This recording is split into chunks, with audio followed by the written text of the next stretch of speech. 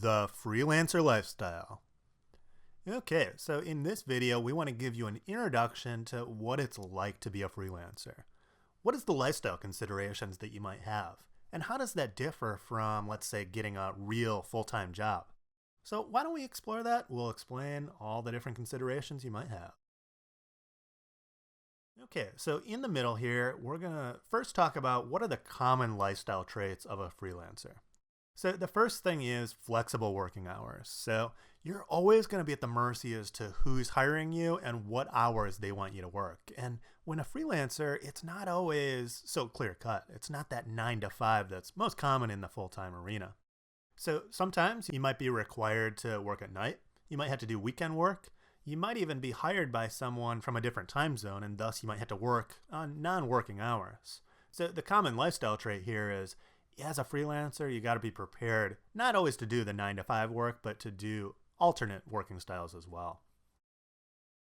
Second is, commonly you're going to get higher hourly rates than other employees. Remember in our last video, we talked about how you're not always going to get benefits like healthcare, insurance, all the retirement benefits that you might get. So you're going to get a lot of higher hourly rates in addition because you're negotiating what those rates are. So you're not going to work for something that's substandard. So you get a lot of those rates because they're shorter term projects, and thus you have a little bit more leverage. The third is that you're good with remote technology to optimize the work. So one of the common things is that you're always going to be familiar with the latest and greatest application, the latest and greatest software, and all the different tools that you might use to work from a remote site or to work online. That's going to be a really common trait and something that you'd have to consider as part of your lifestyle. Working on a computer, working with these apps, working with new technology. It's always going to be very common.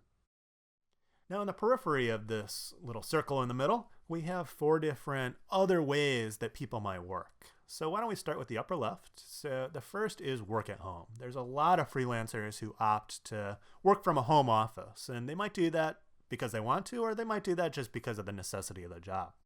So that enables a lot of people to, from a lifestyle standpoint, work while simultaneously caring for family or caring for your home while you're working.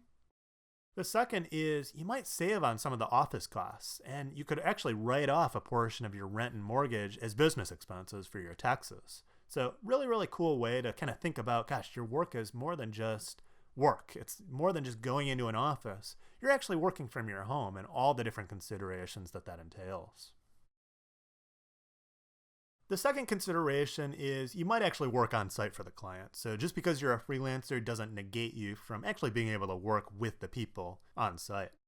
So that means that whoever might hire you, it's not always going to be a local situation. You might need to travel directly to your client and work wherever in the world that they're located. Now, they might pay for that. They might give you travel expenses in order to make that a possibility. But you got to think about that you're not always going to be working in kind of your local market. The freelance market is much more broad. It's much more even international in nature. And then, of course, the second, as we mentioned earlier, is that employers will often pay your living expenses where you're required to travel. So if you are required to fly in, fly out each week, they might pay the costs of that for a hotel for your airline expenses. If you need to move somewhere, let's say for a 3 or a 6 month period, they might pay the relocation costs to move your family, to move your furniture, just to relocate in a new area. But really interesting way to consider, gosh, if I got a freelance gig, I might not be working in the market that I'm most accustomed to. I might have to travel wherever that client is located. A third consideration, and this is something that a lot of people seek out these days, is to be a digital nomad. So many freelancers, they're location independent. And as long as they have a computer and they have internet, they're capable of actually communicating with the client and doing their work. So it's a really cool way to think about your lifestyle is, gosh, I can move wherever in the world I want to. I could work on the beach. I could work while I'm hiking in the mountains. I could work from wherever in the world I want to go. I could travel frequently. It's really, really fun and a really different sort of lifestyle. You don't have to live in one location, in a house, in one market. You could travel the world and work online. Really, really cool way to do some freelancing. And then fourth is shared offices. So with freelancing really becoming a popular thing where people are working off-site, working online, working digitally, shared offices are becoming a big industry. And the reason is that many prefer the comfort of a real office as opposed to working at, let's say, their own home. So people can cohabitate with others, and maybe they pay per use, or maybe they do a monthly fee, but there's the opportunity to really kind of have that office camaraderie and really work in a professional environment, but not to do so on a full-time basis. Other people, they might use their office in non-conventional ways. So they might do work at a coffee shop, they might go to the library, or just use other public locations as kind of their de facto office for the day. And gosh, they might change that every single day, go work from a new place. But at the end of the day, lifestyle considerations are a big part of deciding to become a freelancer because you never know which of these 4 things you're ultimately going to do.